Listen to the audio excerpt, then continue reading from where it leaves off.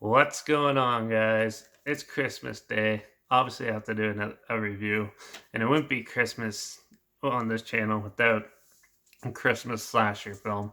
So I had to do this one. This is one I actually just found on Shutter. This isn't sponsored by them or anything. This is just like an old film that they had on there, and that I never heard of, so I checked it out. So yeah, it's called To All a Good Night. It was released January 30th, 1980, directed by David Hess, who's also done The House on the Edge of the Park.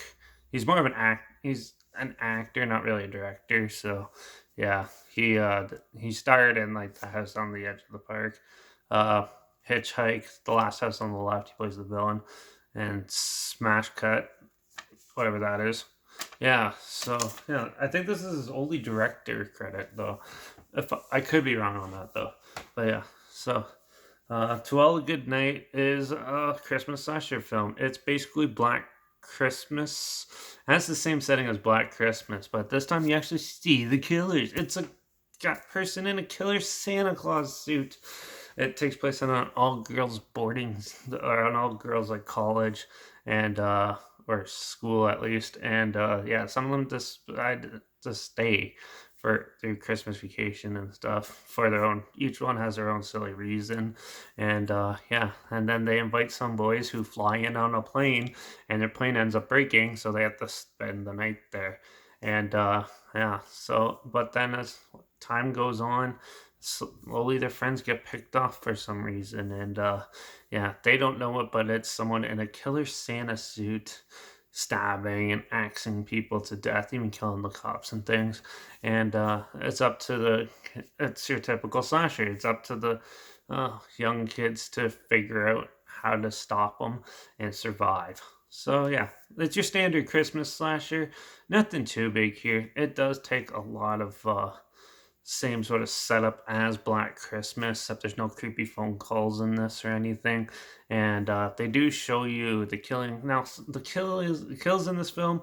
Some of them are amusing. Some of them are actually pretty cool. They have like an arrow going through the back of someone's head out the mouth, and like also through the body, and it looks pretty good for 1980. This is like the dawn of like the gore and the violent slashers. So this is like came out basically the same year as Friday 13th Part 2, Halloween 2 or 3 or whatever was coming out so at this time. And yeah, so this one is one of the weird ones, holiday slashers that was thrown in the mix. And yeah, overall it's okay. It's pretty slow. It's a slow burn, this film. There's a lot of pointless dialogue, a lot of stupid humor in this that doesn't really land. And the acting's hit and miss depending on which character you're looking at.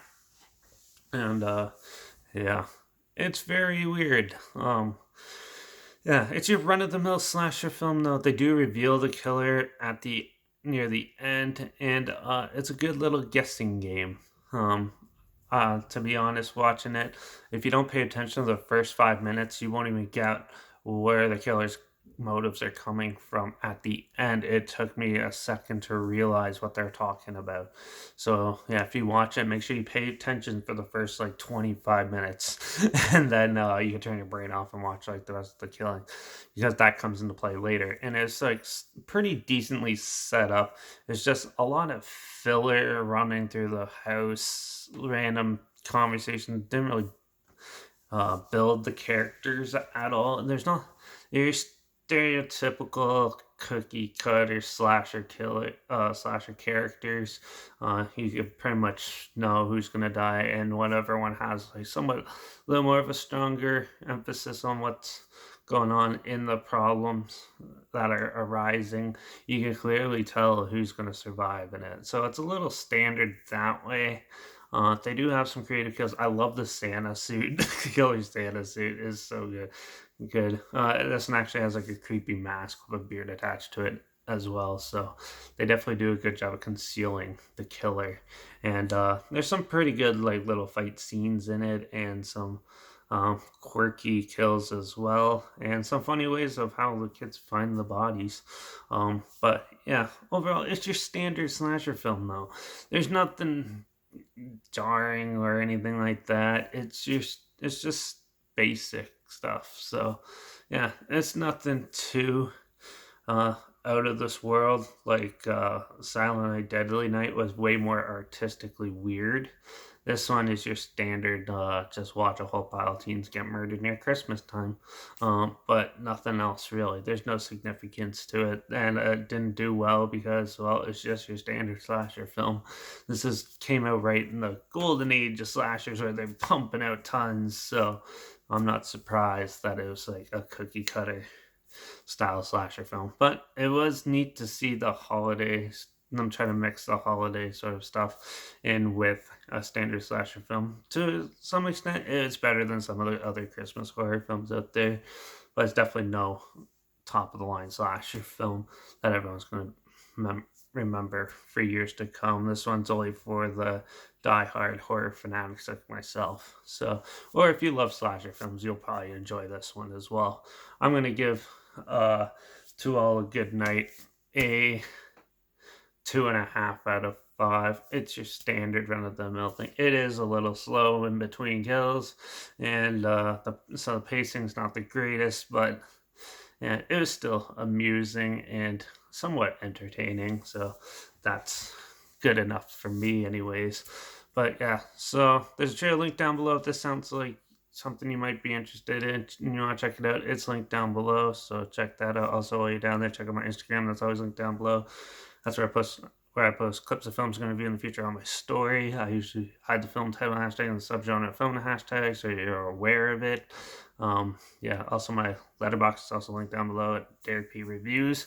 That's where I post my first star rating right after watching the films. So yeah, follow me on one of those two to stay in the loop. Like this video, share it somewhere people aware of it. Comment your opinions down the film down below. Let me know your thoughts.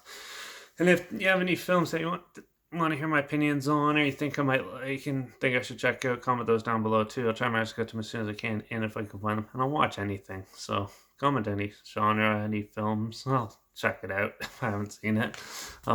Yeah. And yeah, that's basically it for this one. That's my thoughts on To All a Good Night. It wasn't bad, but definitely wasn't the best. And it's, yeah, not the worst by far. So, yeah.